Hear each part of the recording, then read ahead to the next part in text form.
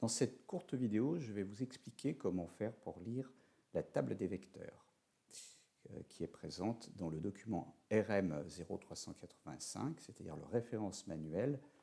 Et tout ce dont je vous parle se situe au chapitre 10 et ça concerne le chapitre du NVIC.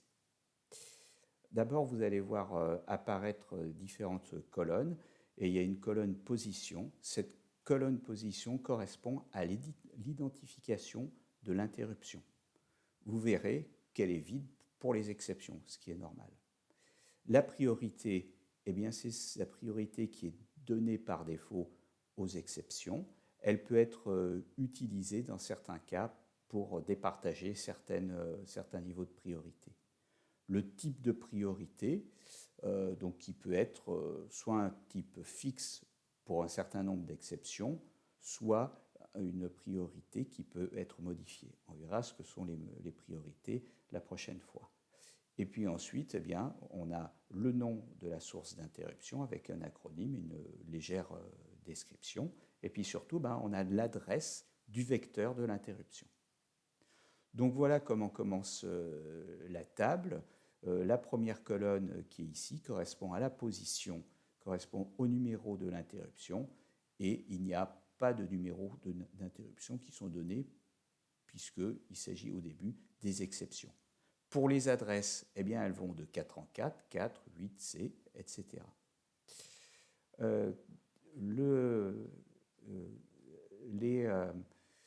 La suite du vecteur, il est composé par justement les interruptions, avec toujours le numéro, la première interruption, elle est numérotée 0, puis ensuite 1, 2, 3, etc.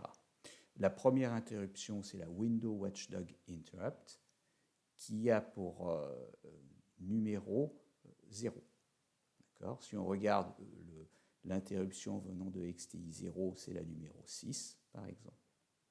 Si on tourne les pages, on va trouver par exemple les interruptions pour l'ADC, et puis en particulier pour le timer 3 tout à l'heure. Donc c'est là que j'ai récupéré la valeur 29 correspondant au timer 3, puisque la position correspond au numéro d'interruption.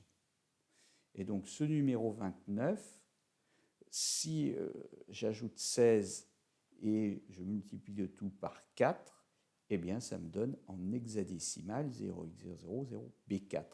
C'est donc l'adresse où se situe le vecteur, enfin l'offset dans la table des vecteurs, où se situe le vecteur du timer 3, de l'interruption du timer 3.